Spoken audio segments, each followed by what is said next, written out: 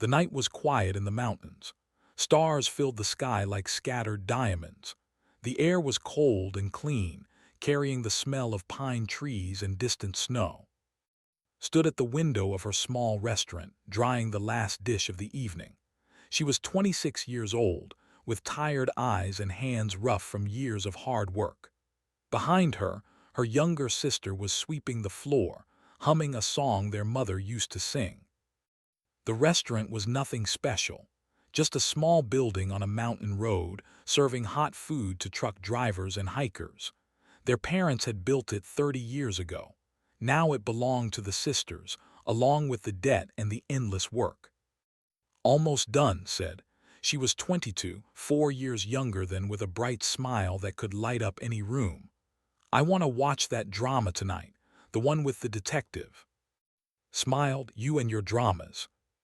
What else is there to do up here? Laughed. It's not like handsome men are falling from the sky. At that exact moment, the sky exploded with light. Both sisters ran to the window. Something was flying across the night sky. It burned orange and red, leaving a trail of smoke behind it.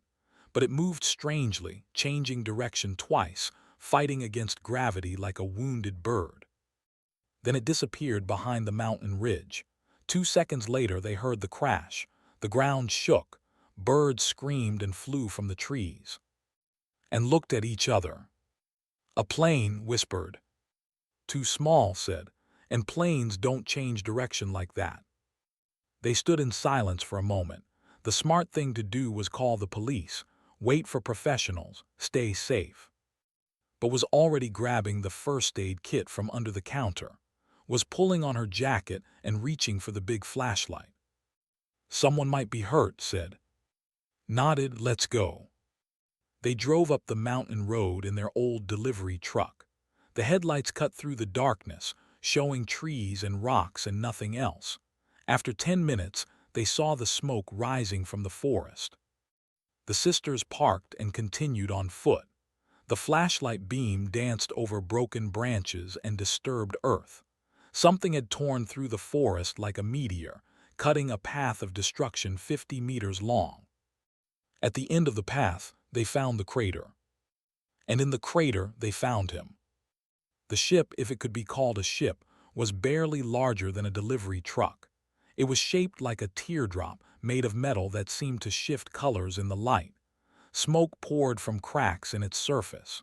Strange liquids leaked onto the ground, hissing where they touched the snow. But the sisters barely noticed the ship. Their eyes were fixed on the creature lying beside it. He was humanoid but clearly not human. His skin was pale blue like the sky just before sunrise.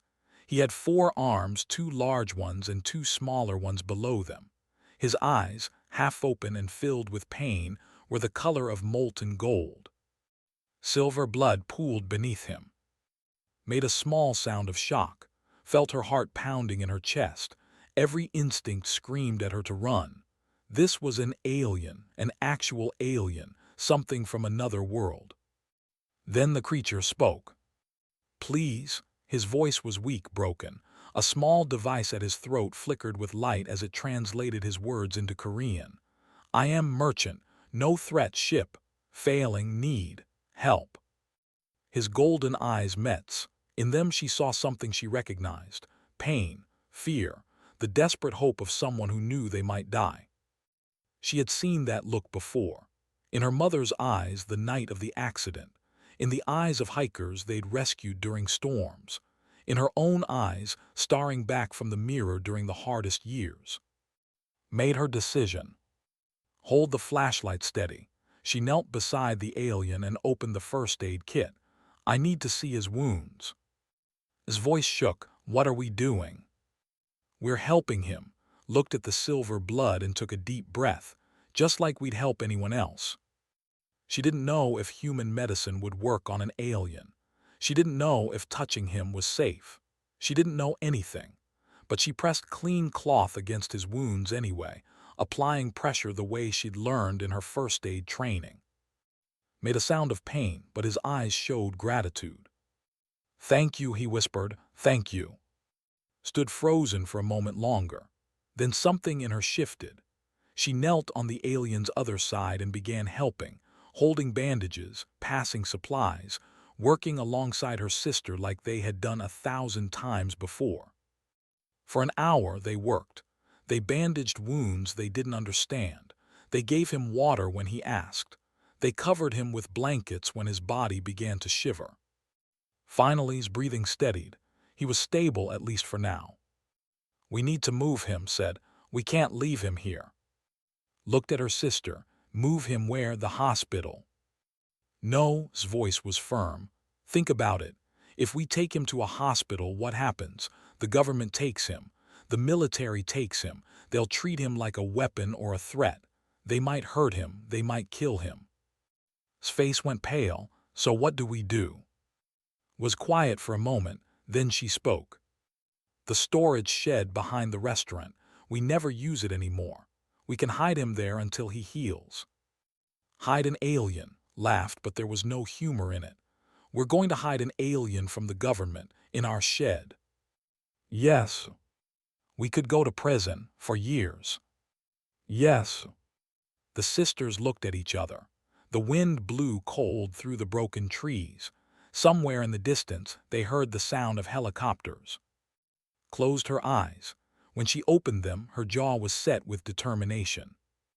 "Okay," she said, "let's do it." Together they lifted. He was lighter than he looked, his body built for a different gravity. They carried him to the truck and laid him in the back, covering him with old blankets and empty supply boxes. By the time the first helicopter flew over the crash site, the sisters were already driving down the mountain road. They passed 2 military trucks coming up. Hands were tight on the steering wheel, but her face showed nothing. They reached the restaurant as dawn began to light the sky. They moved quickly, carrying to the storage shed, making him a bed of blankets and old cushions. They brought him water, food, medicine, everything they could think of.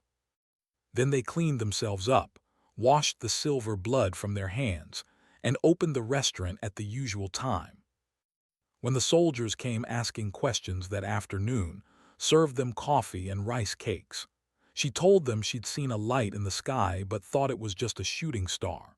She smiled and lied, and acted like the simple restaurant owner she appeared to be. The soldiers searched the area for 3 days. They found the crashed ship, empty and broken. They found strange blood samples and alien technology, but they never found the alien himself. Because was in the shed, healing slowly, watching the 2 human sisters who had saved his life. On the 3rd night, when the helicopters finally stopped flying over the mountains, spoke to them. "Why?" His voice was stronger now, though still weak. "Why did you help me? You do not know me, you risked everything. Why?" Looked at. Then the older sister shrugged. "You needed help," she said simply. "That's reason enough." Stared at her with those golden eyes for a long, long moment. "I understand," he said finally. "I think I am beginning to understand humans." He closed his eyes and slept. And in his dreams, the merchant of 47 star systems began to calculate a debt he had never expected to owe. 2 weeks passed in the mountains. The government search teams finally left. The news stopped talking about the mysterious crash and moved on to other stories. Life returned to normal. But life in the storage shed behind the restaurant was anything but normal. Was healing. His blue skin, once pale and gray from blood loss, had returned to its natural color, like the sky on a clear winter morning. His golden eyes were bright again, watching everything with sharp intelligence. He could sit up now and sometimes walk a few steps with help. The sisters took turns caring for him. They brought him food 3 times a day, soup, rice, vegetables, simple things that seemed to agree with his strange biology. They cleaned his wounds and changed his bandages. They talked to him, slowly at first, then more easily as the days passed. His translator device worked well. It turned his words into Korean with only small mistakes. Sometimes he used words that had no translation, and he would stop and explain them carefully. My people are called the, he told them one evening, was sitting on an old chair while checked his bandages. We are merchants, traders. We have been traveling between stars for 12,000 of your years. His hand stopped moving. 12,000 years. Yes, we discovered faster-than-light travel long before your species learned to make fire. There was no pride in his voice, only fact. The trade collective now spans 47 star systems. We trade with over 300 species. Leaned forward, and you were just flying past Earth like it's nothing. Earth is not nothing, said carefully, but it is classified. Your world has been marked as per contact for over 200 years. My people watch you, study you, but we do not trade with you. We do not speak to you. We do not let you know we exist. Y asked. Was silent for a moment. His four hands moved in a gesture the sisters had come to recognize. It meant he was thinking carefully about his words. Because you are dangerous, he said finally, and because you are not ready. The words hung in the air, felt something cold in her stomach. Dangerous how? You have weapons that can destroy cities in seconds. You point these weapons at each other constantly. Your nations cannot agree on basic things, how to share resources, how to protect your own planet, how to treat your own people. His golden eyes were sad. The collective has seen species like yours before. Some of them grew past their violence and joined the galactic community. Others destroyed themselves. We cannot tell yet which path humanity will take. Sat back, her face troubled. So you think we're just violent animals? No, his voice was firm. That is what the collective's reports say. That is what our scientists believe. But I have been lying in this shed for 2 weeks, and I have learned something different. He looked at each sister in turn. I crashed on your world. I was injured, bleeding, clearly alien. You found me. You could have run away in fear. You could have called your authorities and let them take me. They would have rewarded you greatly. You could have killed me and taken my technology for yourselves. His four hands pressed together in that gesture of deep respect. Instead, you saved my life. You risked prison. You risked everything. And when I asked why, your sister said, you needed help. That's reason enough. Shook his head slowly. In 12,000 years of history, I have never heard of such a thing. On most worlds, strangers do not help strangers. Different species certainly do not help each other. We're not special, said quietly. Most people would have done the same. Would they? Eyes were sharp. Perhaps. Or perhaps you do not understand how rare you are, how rare humanity might be. The conversation stayed with long after that night. She lay in bed, staring at the ceiling, thinking about what it said. A galaxy full of species, thousands of worlds, and somehow 2 tired women running a mountain restaurant had impressed a being who had seen more of the universe than she could imagine. It made her feel small, and also strangely proud. As grew stronger, he told them more about his life. He was a mid-level merchant, he explained. Not rich, not poor. He traded in small goods, medical supplies, food preservation technology, educational materials. Things that helped people but did not make anyone powerful.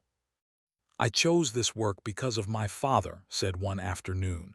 Had brought him tea and he held the cup in 2 of his 4 hands, warming them. He was also a merchant. He believed that trade should help people, not exploit them. When he died, I continued his work. What happened to your ship? Asked. Why did you crash? His expression darkened. Pirates. They attacked me near the edge of your solar system. I was carrying medical supplies to a research station on your moon. Yes, the collective has a hidden station there. The pirates wanted my cargo. When I tried to escape, they damaged my ship badly. I barely made it to Earth before the systems failed completely. There are pirates in space, sounded almost amused. There are pirates everywhere, said. Wherever there is trade, there are those who try to take without giving. Wherever there is wealth, there are those who try to steal it. This is true on every world I have visited. Perhaps it is true of all intelligent life. He paused, looking at the sisters. But so is kindness, so is compassion. I have seen both on every world. The question is always which one wins. By the end of the third week, could walk on his own. He spent hours examining the small technology he had saved from his ship, a data crystal, some tools, his translator device. He explained each item to the sisters, showing them how it worked. Was fascinated by the technology, was fascinated by himself. She asked him endless questions about the galaxy, about other species, about what lay beyond the stars she had looked at her whole life. "I wish I could show you," said one evening.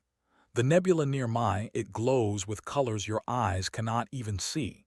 The great markets of the central systems, millions of species trading together in peace. The ancient libraries that contain the knowledge of 10,000 civilizations." His voice was full of longing. He missed his home, the sisters realized. He missed his life among the stars. "You'll go back soon," said, "won't you?" Nodded slowly. "My people will come for me. I sent a distress signal before I crashed. It takes time to reach them and time for them to send a ship, but they will come, probably within a few more weeks." The words brought a strange feeling to his chest. She had known this was temporary. She had known he would leave. But somehow in the past weeks had become more than just a patient to care for. He had become a friend. "When you go," said quietly, "will you forget about us? Will we just be a strange story you tell at parties?" Looked at her with those golden eyes. His four hands pressed together again. "I am," he said. "We do not forget debts. You saved my life when you owed me nothing. You protected me when protecting me could have destroyed you. This debt is not small. It is not something I can repay with money or trade goods." He leaned forward, his voice serious. "Among my people there is a sacred oath. It is not given lightly. It binds a merchant to another being for the rest of their lives. I have never spoken this oath before." And held their breath. "I swear on my trade name," said slowly, "that I will repay this debt. I do not know how, I do not know when, but one day I will find a way to give back what you have given me. This I promise." The sisters did not fully understand what the oath meant. They smiled and nodded and told him it wasn't necessary. They expected nothing. They had helped him because it was the right thing to do, not because they wanted something in return. But remembered, and in the depths of his merchant's mind he began to plan. 4 weeks after the crash, a small ship descended silently through the clouds and landed in the forest. Rescuers had come at last. They were careful, quiet, invisible to human detection. Said goodbye to the sisters at the edge of the forest. He hugged each of them with all four arms, a gesture of deep affection in his culture. "I will not forget," he said, "I promise." Then he was gone. The ship rose into the sky and vanished among the stars, and stood alone in the cold morning air. The shed was empty now. The only proof that any of it had happened was the strange silver stain on the blankets and the memory of golden eyes. "Do you think we'll ever see him again?" asked. Was quiet for a long moment. "I don't know," she said finally, "but I hope so." They walked back to the restaurant. The sun was rising over the mountains. There were customers to serve and dishes to wash and bills to pay. Life went on as it always did. But both sisters carried something new inside them now. They had touched the stars just for a moment, and nothing would ever be quite the same. 3 months passed. Spring came to the mountains, melting the snow and filling the air with the smell of new flowers. The restaurant grew busy with hikers and tourists. Life returned to its normal pattern, and did not speak much about. Sometimes, late at night, they would look at the stars and wonder which one was his home. Sometimes they would walk past the storage shed and remember the alien who had slept there. But mostly, they worked and lived and tried to convince themselves that it had all been a strange dream. Then the package arrived. It came by regular mail, which was impossible. It had no return address. The postmark was from Seoul, but neither sister knew anyone in Seoul. The box was small, about the size of a book, wrapped in plain brown paper. Brought it inside and set it on the kitchen table. Should we open it? Stared at the package. Something in her gut told her this was not a normal delivery. Let me. She unwrapped it carefully. Inside the brown paper was a metal box, smooth and silver, with no visible seams or openings. For a moment thought it was solid. Then it hummed softly. A line of light appeared around the edges. The box opened like a flower, petals of metal folding back to reveal what lay inside. A crystal about the size of a thumb, glowing with soft blue light. A small device, like a pen but made of alien metal. And a note printed on strange paper that felt like silk. Read the note aloud, her voice shaking. Dear N, I promised I would repay my debt. I did not forget. Inside this box is a gift, the greatest gift I can give. The crystal contains knowledge, technology, designs and plans that took my people thousands of years to develop, clean energy that will never run out, water purification that can clean any poison, farming methods that can grow food in any soil, medicine that can cure diseases you have not even named yet. This knowledge belongs to you now. Use it however you wish. But I must warn you, do not give it to your governments. Do not give it to your corporations. They will use it for power, not for people. They will hoard it, weaponize it, twist it into something ugly. Find another way. Find a way to give this gift to all of humanity, not just the ones at the top. I believe you can do this. I believe in you both. With eternal gratitude. The sisters sat in silence for a long time. Finally, picked up the pen-like device. She pressed a small button on its side. A beam of light shot up from the tip, and suddenly the air above the table was filled with images, holographic pictures and words and diagrams floating like ghosts. Reached out to touch one. Her fingers passed through it, but she could see every detail. It was a diagram of something mechanical, with labels in a language she could not read. The device translates, said softly. She had found a control on the side. Look if I do this. The alien words shifted and changed. Suddenly they were Korean. Compact fusion reactor design SBCFICATONS power output, 50 megawatts fuel, hydrogen from water operational LIFESBAN, 200 years. Felt dizzy, she sat down hard on a chair. 50 megawatts, she whispered. From something this small, that's enough to power, A city, said, a small city, and it runs on water. They spent the next 3 days exploring the crystal. They barely slept. They forgot to open the restaurant. They sat in the kitchen, moving through thousands of holographic files, each one more incredible than the last. Energy technology that made oil and coal look like ancient history. Water filters that could turn sewage into drinking water in minutes. Crop designs that could grow in sand, in salt, in poison ground. Medicine that could cure cancer, repair organs, extend human life by decades. It was all there. Everything humanity had been struggling toward for centuries. Everything they needed to solve the great problems of their world. And it belonged to 2 sisters who ran a mountain restaurant. What do we do? Asked on the 3rd night. Her eyes were red from lack of sleep. We can't keep this secret. We can't just sit on this. But we can't give it away either, said. You read's warning. Governments will weaponize it. Corporations will control it. The rich will get richer and the poor will stay poor. So what? We just let the world suffer when we could help. Was quiet. She stood up and walked to the window. Outside, the stars were shining. Somewhere up there was living his life, traveling between worlds, trusting that the 2 humans he had met would do the right thing. We don't give it away, said finally. We spread it quietly, carefully. We find people we can trust, scientists, engineers, doctors. We give them pieces of the technology. We help them discover things on their own. And we make sure it gets to the people who need it most. Stared at her. That would take years, decades. Yes. It's dangerous if anyone finds out what we're doing. Yes. was quiet for a moment, then a slow smile spread across her face. "Okay," she said, "let's do it." They started small. Remembered a professor from university, a kind man who taught renewable energy and always complained about lack of funding. She traveled to Seoul and met him at a coffee shop. She told him she had found some interesting research online, some new ideas about fusion power. She gave him a USB drive containing versions of designs. 3 months later, the professor published a paper that shocked the scientific world.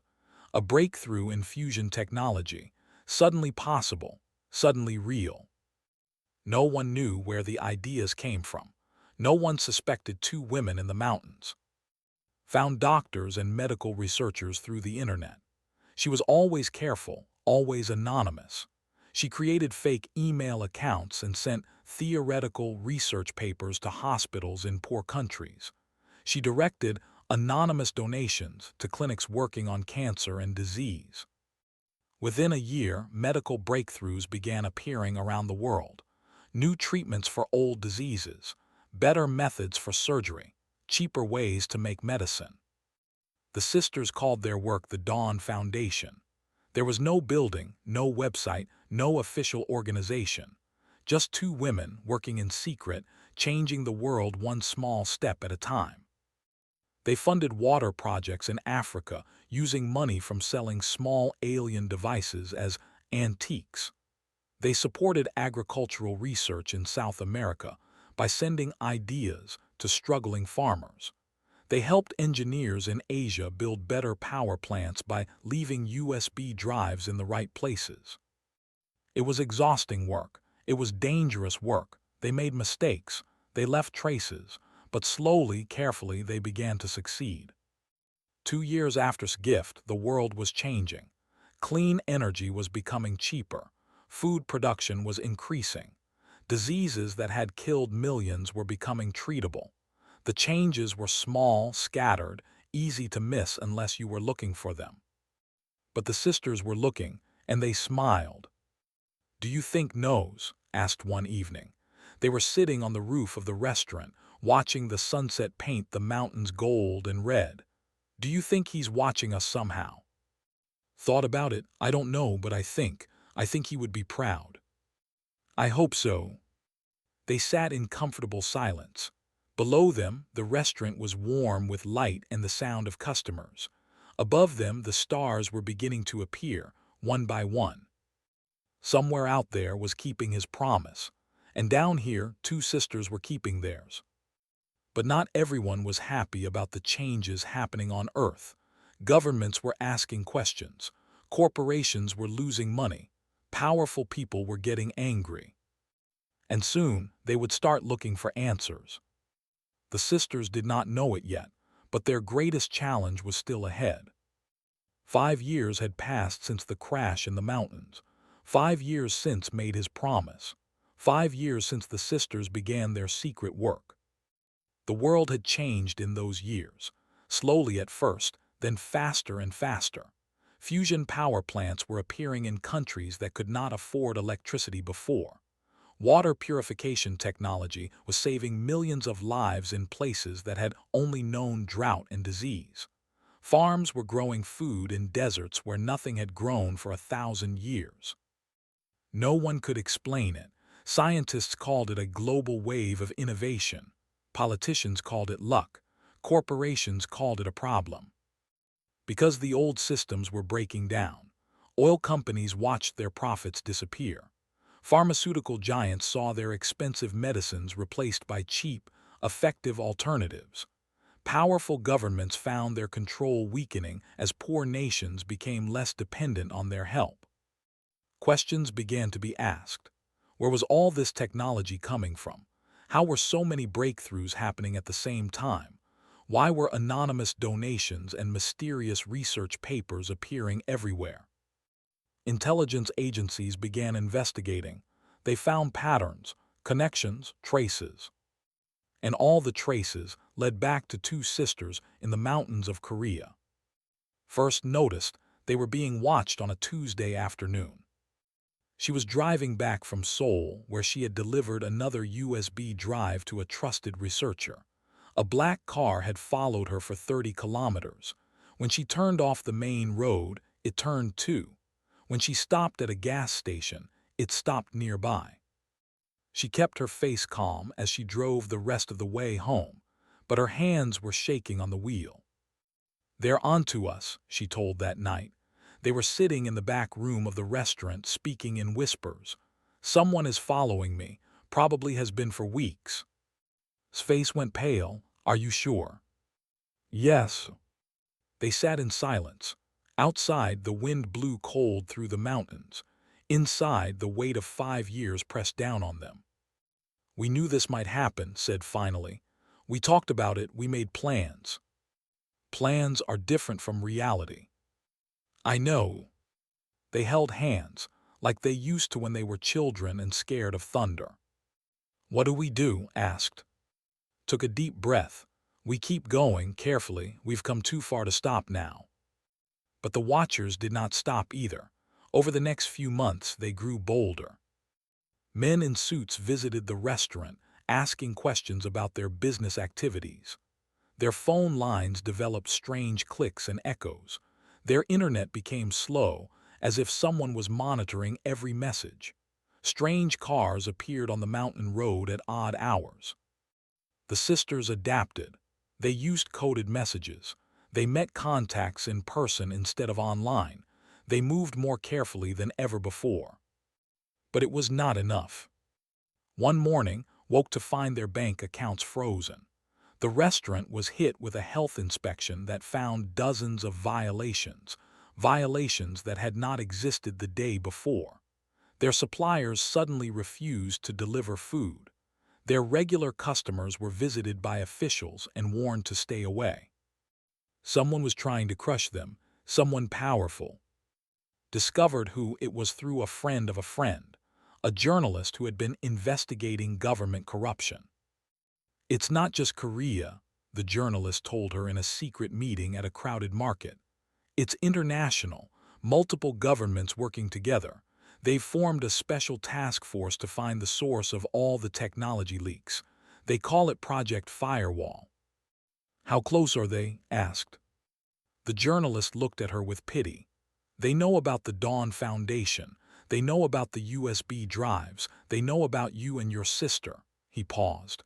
"I'm sorry, they have everything. They're just waiting for the right moment." Went home and cried, held her and cried too. Then they dried their eyes and got back to work. They had 3 months before the arrest warrants came. In those 3 months, they worked harder than ever. They released more technology, faster, spreading it to places it could not be taken back from. They trained contacts to continue the work without them. They made copies of the crystal and hid them around the world. If they were going down, they would make sure their mission survived. The night before the warrants were issued, they sat together in the restaurant one last time. "Any regrets?" asked. "Thought about it. 5 years of secret work. 5 years of fear and stress and danger. 5 years of watching the world change, little by little, because of something they had done." "No," she said, "none." "Me neither." They clinked their teacups together. The next morning, the black cars came. There were dozens of them. They blocked every road out of the mountains. Helicopters circled overhead. Men in tactical gear surrounded the restaurant, their weapons ready. And watched from the window. There was nowhere to run, no way to escape. "Well," said with a small smile, "at least we're going to be famous."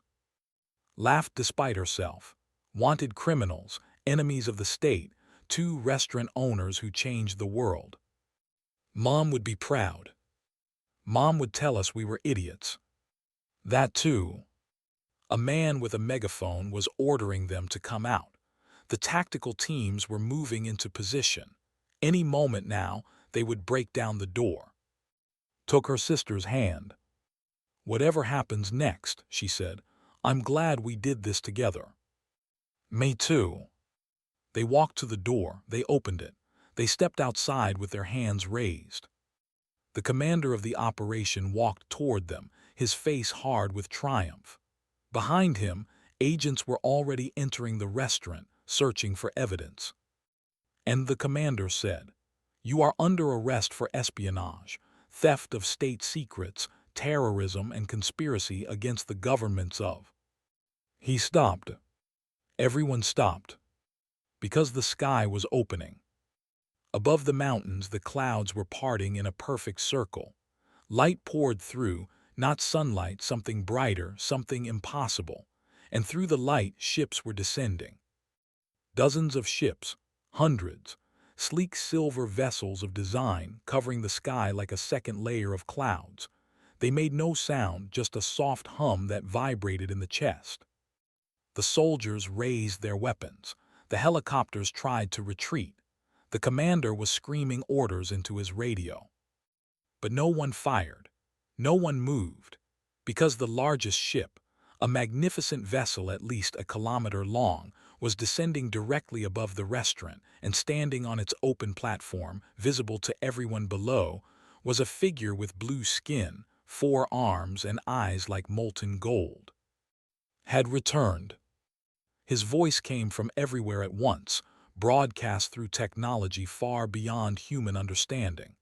It echoed off the mountains. It played through every radio, every television, every phone on Earth. "People of Earth, I am of the Trade Collective. I have come to speak on behalf of your world." Stared up at the sky, tears streaming down her face. Beside her was laughing, a wild, joyful sound.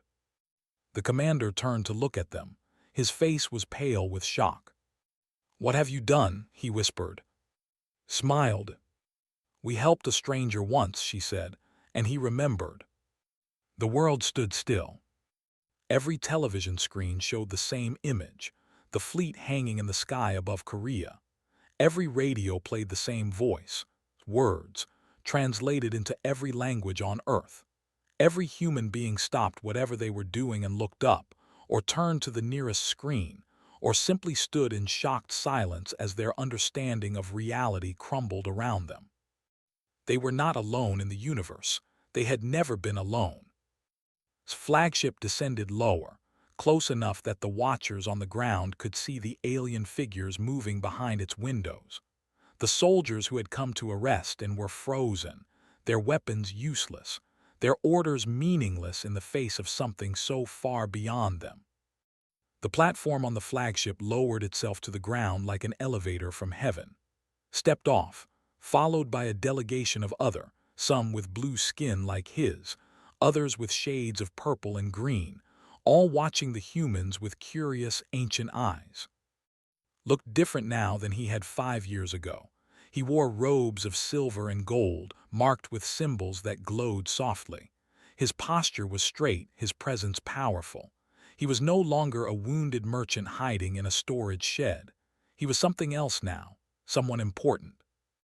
But when his eyes found, and standing with their hands still raised in surrender, surrounded by armed soldiers, his expression softened. He smiled, a small, warm smile that the sisters remembered from long nights in the shed, sharing tea and stories. He walked toward them. The soldiers moved aside without thinking, parting like water before a ship. No one dared to stop him.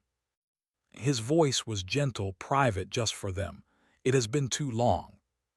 Lowered her hands, her voice was shaking. "How, why?" "I promised, did I not?" His 4 hands came together in that gesture of respect. The "do not forget their debts." Laughed through her tears. "You didn't have to bring an armada. A phone call would have been enough." "Perhaps, but I needed to make a point, to your world, to my own people." He turned and raised his voice so that everyone, soldiers, agents, journalists with cameras, and everyone watching through their screens, could hear. 5 years ago, I crashed on this planet. I was injured, dying. According to everything the collective knew about humanity, I should have been captured, dissected, studied like an animal. Your governments certainly would have done this.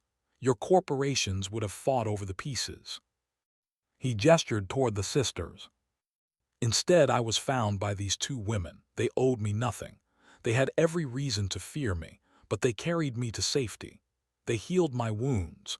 They hid me from their own authorities, risking their freedom and their lives.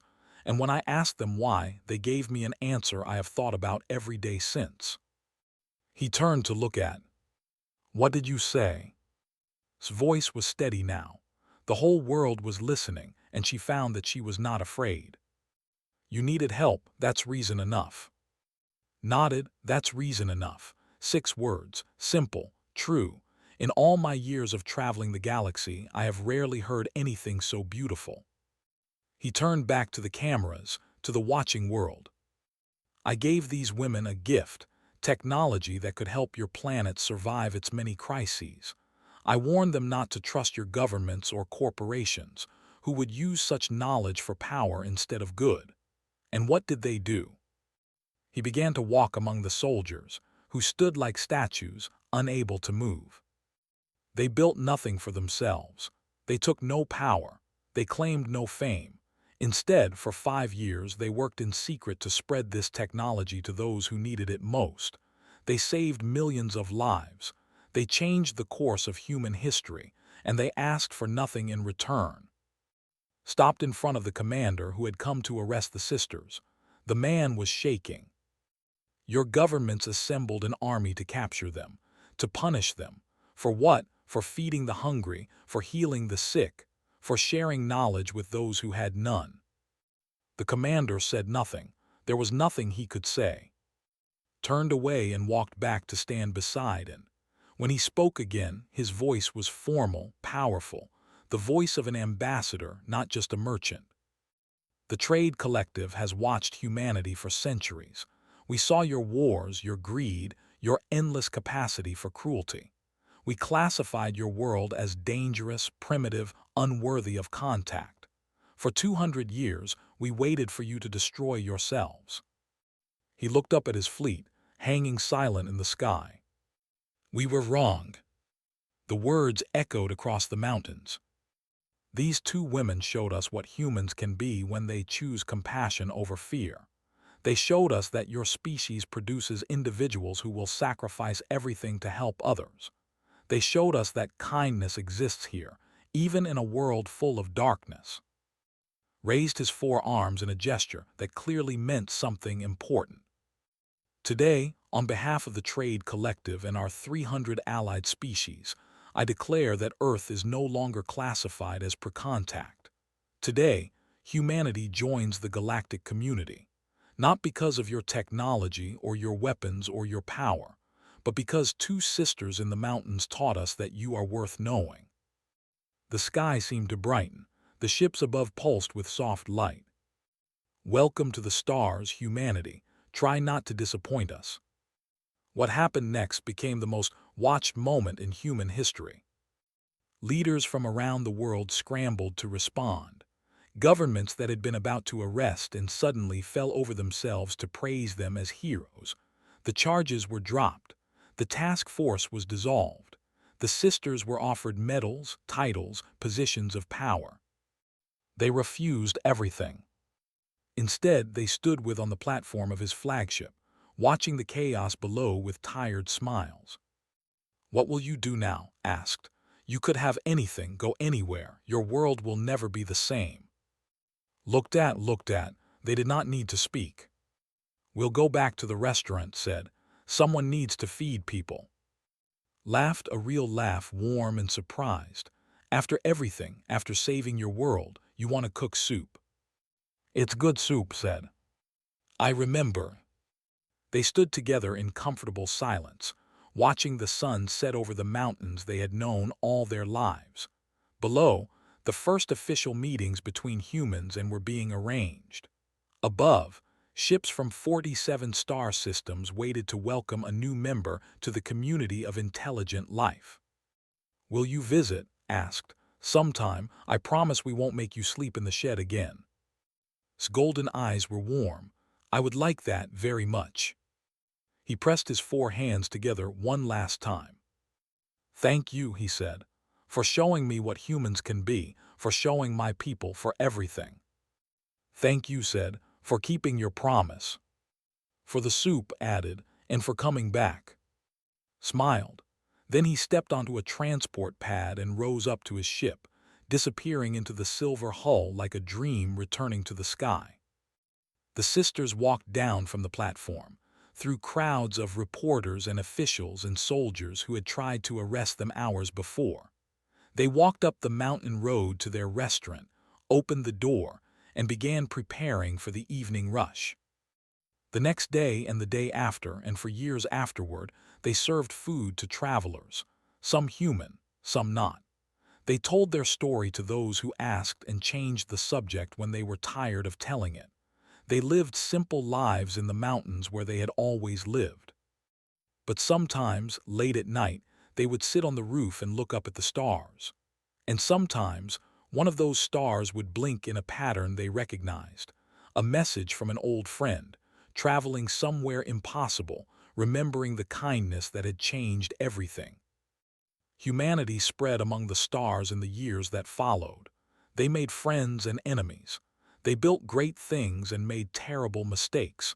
They were human after all. But everyone remembered where it started. Everyone knew the story. Two sisters, a wounded stranger, a simple choice to help someone in need. That's what opened the door to the universe. That's what humans do.